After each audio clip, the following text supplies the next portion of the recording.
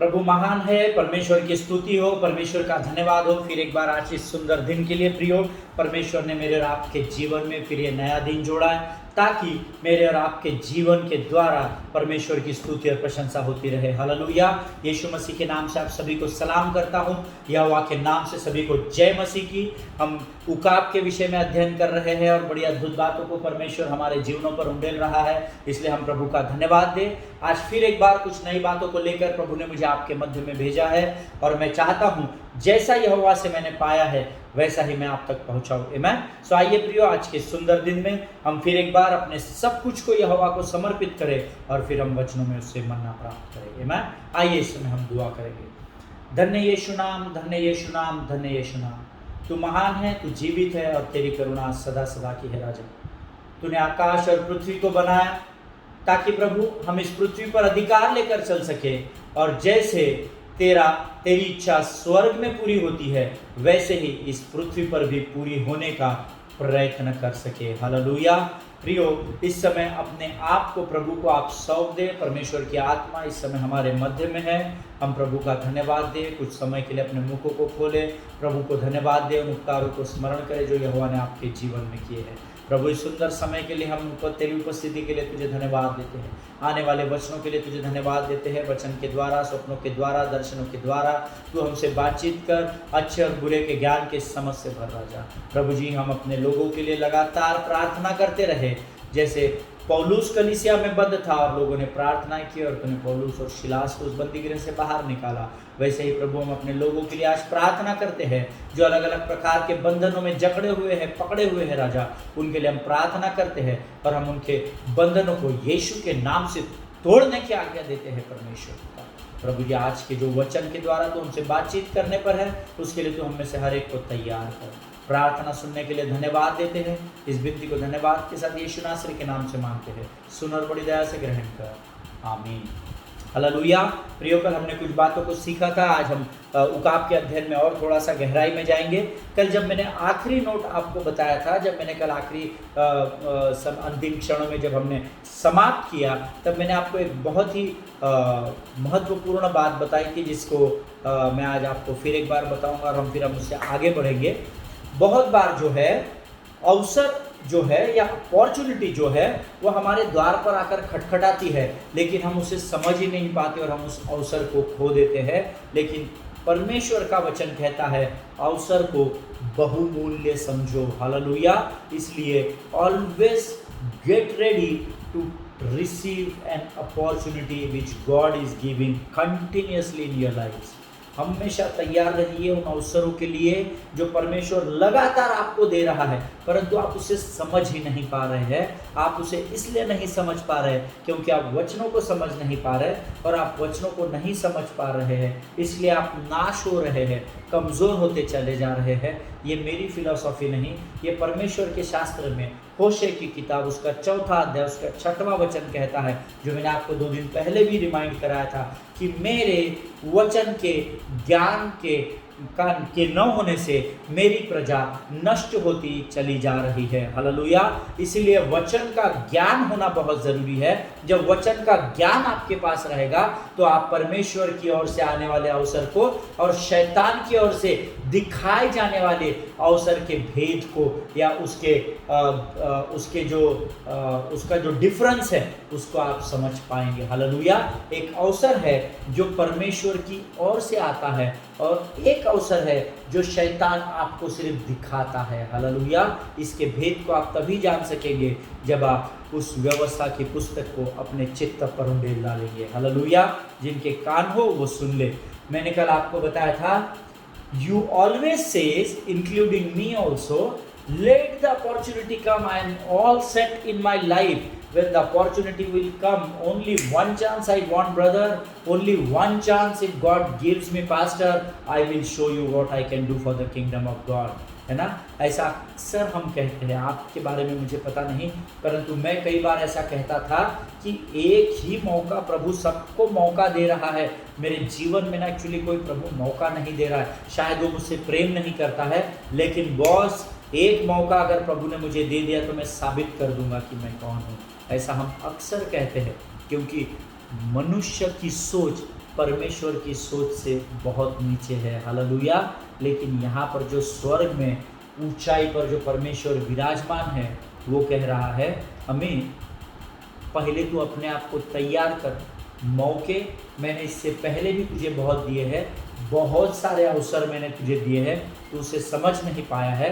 अब तू अपने आप को पहले तैयार कर, जब तू तैयार रहेगा तब मैं अवसर को लेकर आऊँगा, हालेलुया। क्योंकि तू अगर तैयार है तो तू उस अवसर को रिसीव कर सकेगा और उस अवसर को लेकर, उस अपॉर्चुनिटी को लेकर मेरी सेवकाई में तू आगे बढ़ने पाएगा, hallelujah. Yesterday I told you and I think when opportunity will come, then you will get ready.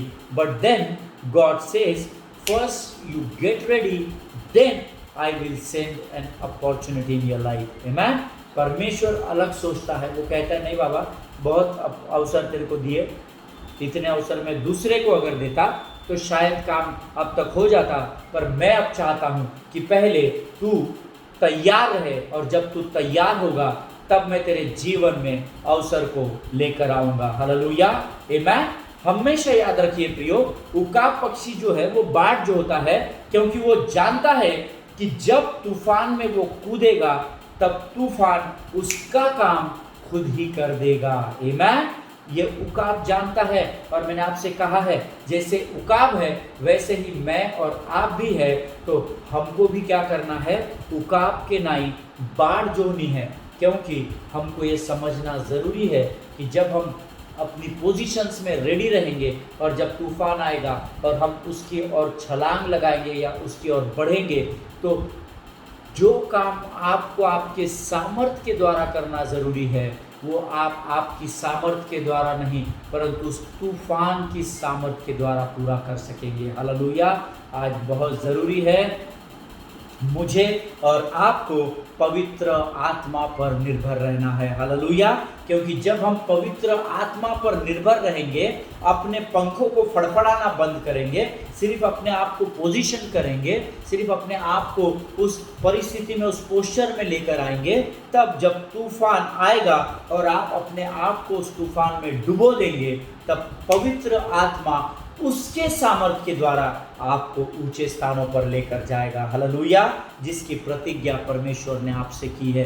मैंने आपको कहा है प्रभु कभी भी न बदलने वाला परमेश्वर है, लेकिन अक्सर इन अंतिम दिनों की सेवकाई में हम अपने पंखों को फड़फड़ाकर अपने सामर्थ्य और अपने बल के द्वारा ऊंचाई पर जाना चाहते हैं, लेकिन परमेश्वर का वचन कहता है उकाब बाढ़ जो होता है और वो तूफान की सहायता से ऊंचाई पर जाता है। उसी प्रकार से जब आप परमेश्वर की बात जो होंगे और जब तूफान आएगा तो परमेश्वर पवित्र आत्मा की सामर्थ्य के द्वारा, सिर्फ आपको पंख फैलाकर रखना है, पोजीशन लेनी है, पवित्र आत्मा की सामर्थ्य आपको उस ऊंचाई पर लेकर चली जाएगी, हालेलुया। परमेश्वर इन बातों को समझने के लिए आपको बहुतायत से आशीष दे प्रियो। जब मैं इस पर अध्ययन कर रहा था, बहुत सारी बातें प्रभु मुझे बताता चला जा रहा था। उकाब जो है वो अपने पंखों को बाकी पंछियों की तरह फड़फड़ाता नहीं है। हमने पिछले दिनों में भी ये बात देखी थी। वो बाकी पंछियों की तरह अपने ताकत या अपने बल का इस्तेमाल नहीं करता, क्योंकि वो जानता है कि जब तूफान आएगा तो तूफान ही है जो उकाब के अंदर बदलाव को लेकर आएगा, हालेलुया। आज पवित्र आत्मा की सामर्थ्य है जो आपके जीवन को बदलने के लिए तत्पर है या आपके जीवन को बदलने के लिए काफ़ी है, हालेलुया। मुझे और आपको केवल एक कार्य करना है, अपनी पोजीशन पे जाना है और अपने आप को पवित्र आत्मा को सौंप देना है, आमीन।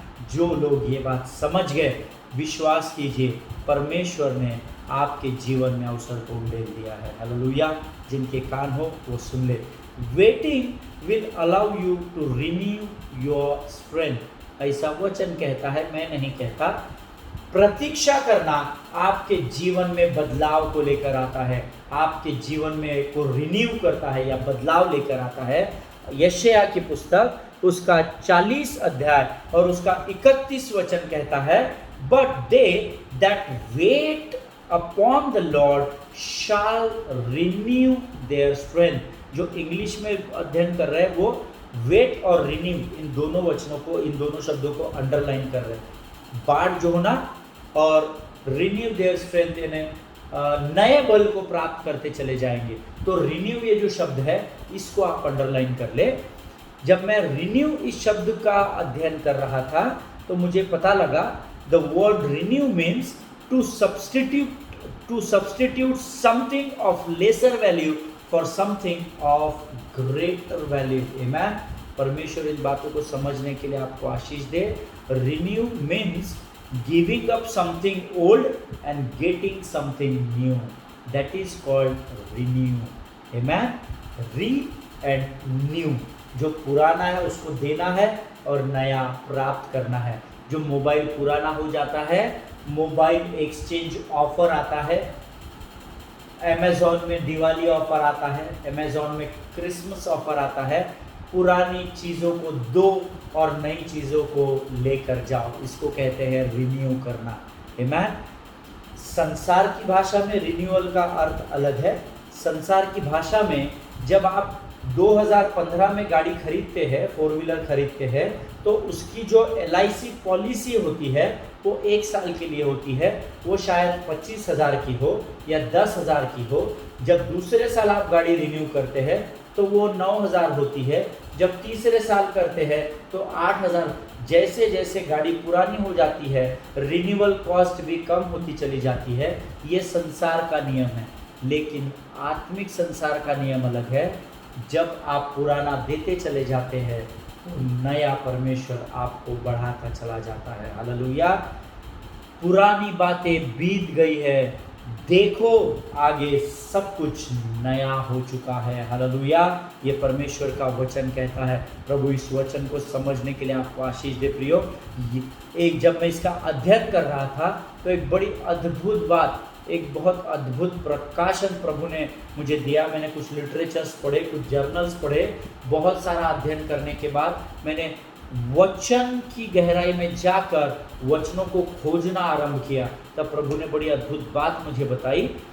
यहजेकल को, अगर आप यहजेकल की किताब पढ़ेंगे तो यहजेकल की किताब के पहले अध्याय में परमेश्वर ने यहजेकल को एक दर्शन दिया। जो लोग नोट्स लिखते हैं ना वो लिख लीजिए, यहजेकल का पहला अध्याय। मैं वचन आगे आपको बताता हूँ। लेकिन यहजेकल के पहले अध्याय में, द बुक ऑफ इज़िकियल, उसके पहले अध्याय में परमेश्वर ने यहेजकेल को एक दर्शन दिखाया। और वचन कहता है कि दर्शन में उसने क्या देखा कि बहुत सारे पक्षी जो है या पंछी जो है वो अपने पंखों को फैलाए हुए हैं, वो अपने पंखों को फड़फड़ा रहे हैं और वो परमेश्वर के सिंहासन के चारों ओर मंडरा रहे हैं। आमीन। आप इन वचनों को जरूर से पढ़िएगा। बहुत ही भेद की बात प्रभु ने मुझे बताई है। यहेजकेल को परमेश्वर दर्शन देता है एक अलौकिक रीति में, एक सुपरनैचुरल लेवल पर जाकर वो देखता है उस दर्शन में कि परमेश्वर का सिंहासन जिस पर परमेश्वर विराजमान है और बहुत सारे पक्षी जो है वो अपने पंखों को फैलाकर बड़े शांति के साथ, बड़े प्रसन्नता के साथ परमेश्वर के सिंहासन के चारों ओर मंडरा रहे हैं। ऐसा उसे दर्शन दिखता है। और सारी अलौकिक बातों को जब यहजेकल देख रहा था तो उन सारी अलौकिक बातों में एक बहुत ही ऑर्डिनरी, एक बहुत ही साधारण बात यहजेकल को परमेश्वर ने दिखाई। आमीन। और एक वचन मैं आपके लिए पढ़ना चाहूंगा। यहेजकेल की किताब, उसका पहला अध्याय, उसका 8वां वचन। यहेजकेल, the book of Ezekiel, chapter 1 and verse 8 says, Hindi में मैं आपके लिए पहले पढ़ूंगा।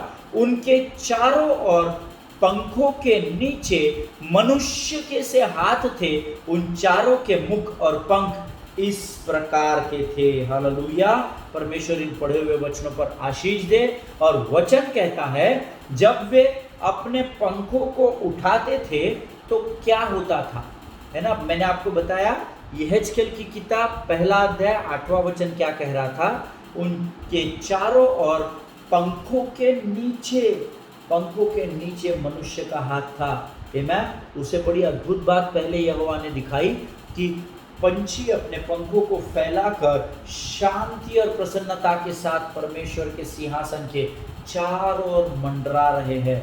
जब ये मंडरा रहे हैं, जब मैंने सोचा मैं भी उस उस दर्शन में गया, मैंने अपने आप को यहेजकेल के स्थान पर रखा और मैं भी जब उस दर्शन को देखने लगा तो मैंने प्रभु से पूछा कि प्रभु ये पक्षी तेरे चारों ओर क्यों मंडरा रहे हैं।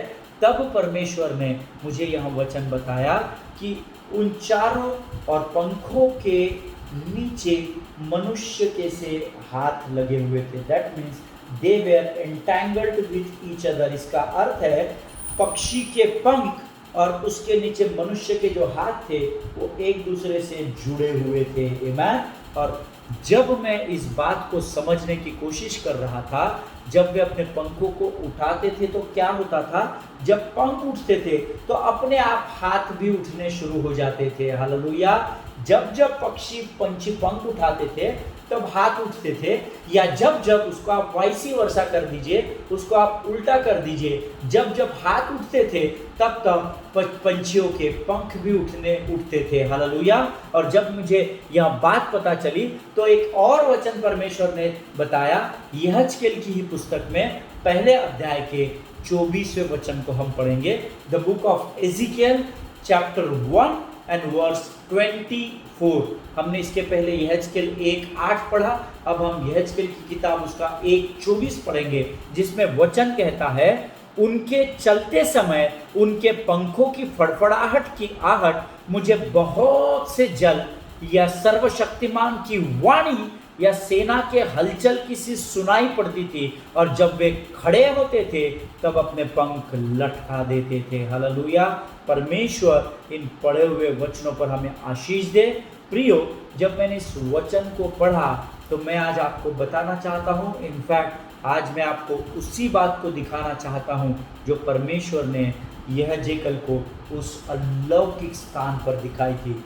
अगर आप परमेश्वर के आत्मा के प्रति सेंसिटिव है, अगर आप प्रभु की आत्मा के प्रति गंभीर है, तो इस समय मैं चाहता हूँ आप में से हर कोई अपने आप को यहेजकेल के स्थान पर रखे और उस आवाज़ को सुनने का प्रयत्न करे, कि आप उस दर्शन को देखने का प्रयत्न करें कि मनुष्य के हाथ है जो ऊंचे उठे हुए हैं, उन हाथों के ऊपर पंछियों के पंख है, और उन हाथों को उठाकर पंछी जब वो फड़फड़ा रहे हैं, अपने पंखों को हिला रहे हैं, तो हमको परमेश्वर की वाणी सुनाई दे रही है, हमको बहुत सारे जल की आहट सुनाई दे रही है, और हमको मानो ऐसी हलचल सुनाई दे रही है जैसे एक बहुत बड़ी सेना अपने स्थान पर युद्ध की भूमि में चल रही है।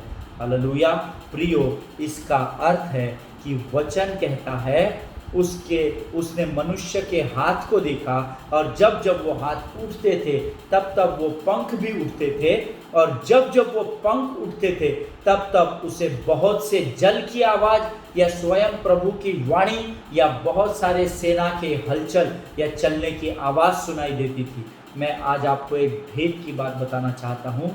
हो सकता है आज आप आपके जीवन में किसी बात की प्रतीक्षा कर रहे हो प्रियो, लेकिन मैं आज आपको उत्साहित करना चाहता हूँ, फ्रस्ट्रेशन को अपने जीवन में दस्तक मत देने दीजिए। आमीन। अगर आज बहुत साल से आप किसी बात की बाट जोड़ रहे हैं, बहुत साल से अगर आप किसी बात की प्रतीक्षा कर रहे हैं, तो अपने अंदर से उस फ्रस्ट्रेशन को बाहर निकालो और उन पंखों को फैलाकर तत्पर या तैयार रहे, इंक्लूडिंग यू एंड मी। जितने मेरे इस वचन को सुन रहे हैं, आज मैं आपको बताना चाहता हूँ, आप अपने अंदर से उस फ्रस्ट्रेशन को, उस चिंता को, उस तकलीफ को बाहर निकालो।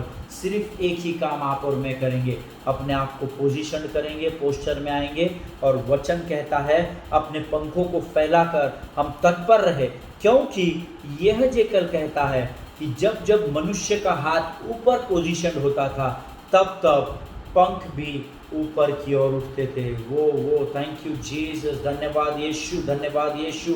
प्रियो, परमेश्वर चाहता है कि हम अपने हाथों को उठाकर तैयार रहे, अपनी पोजीशन को लेकर तैयार रहे, और बाट जोहते रहे, एक अनुमान लगाते रहे कि अब तूफान उठने वाला है। और जब जब हम अपने हाथों को ऊंचा उठाएंगे या हाथों को ऊंचाई पर उठाकर हिलाएंगे, वचन कहता है तब परमेश्वर उस पक्षी के पंख जो आपके हाथों पर लगे हुए हैं वो भी हिलेंगे और वो भी आकाश की ओर उठाए जाएंगे।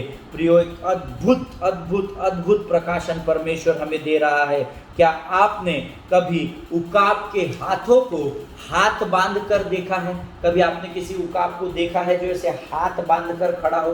कभी आपने उकाब को देखा है जो पैंट के पॉकेट्स में हाथ डालकर ऐसा खड़ा हो कि तूफान आएगा फिर मैं हाथ निकालूंगा, फिर मैं हाथ धोऊंगा, फिर मैं अपने आप को पोजीशन करूंगा?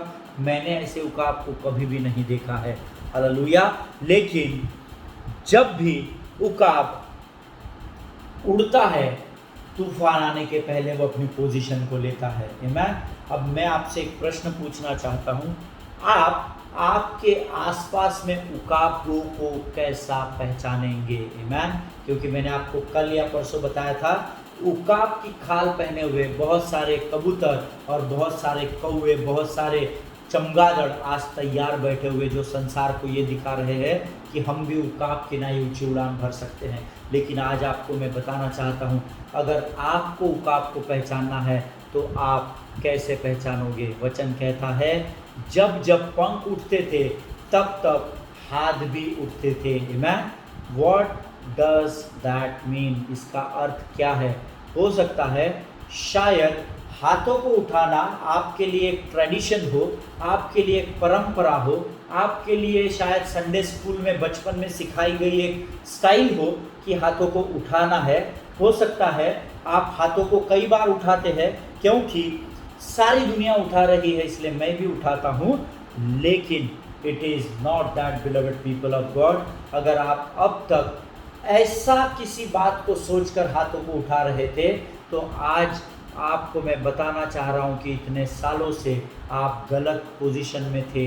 आमीन। लेकिन हो सकता है शायद आप संसार की रीति पर उन हाथों को उठा रहे हो, लेकिन मैं आपको आज बताना चाहता हूँ, on supernatural level with your hand wings are also lifted up. Hallelujah.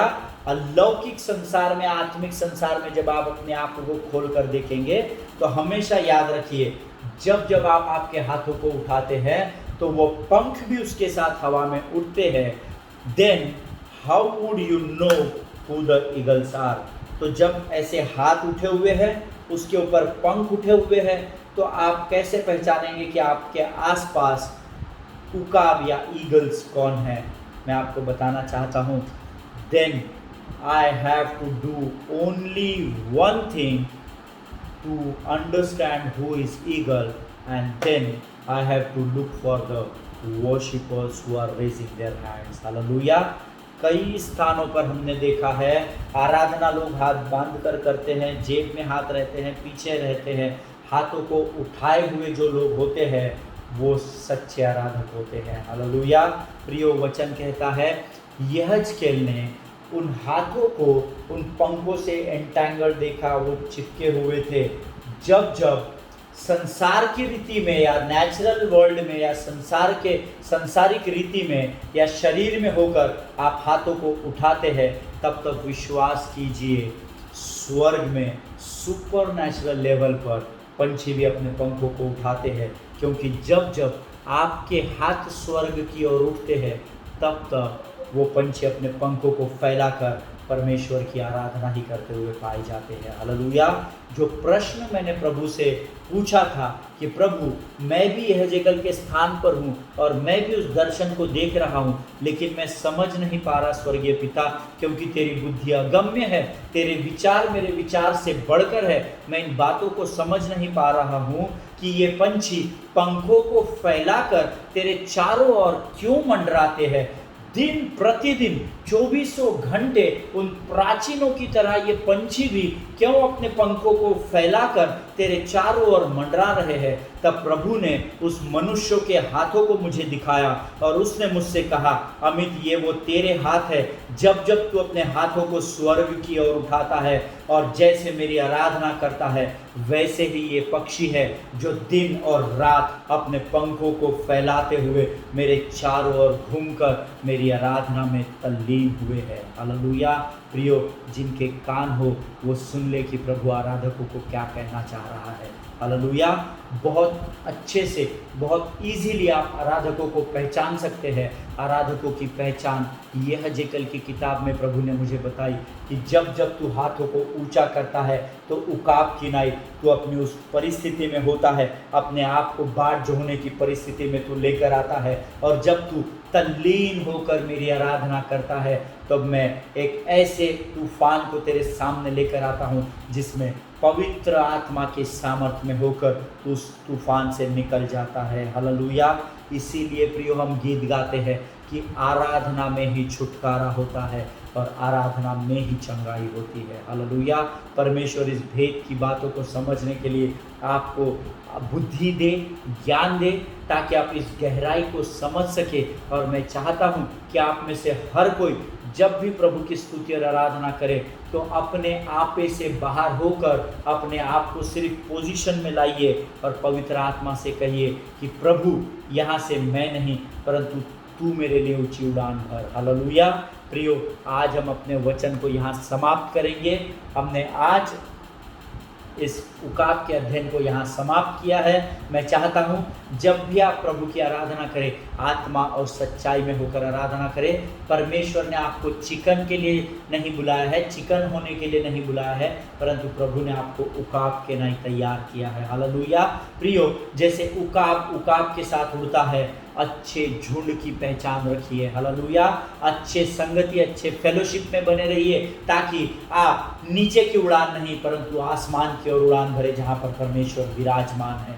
Hallelujah. परमेश्वर इन वचनों के द्वारा आपको बहुतायत से आशीष दे। कल से हम एक नए अध्ययन में जाएंगे।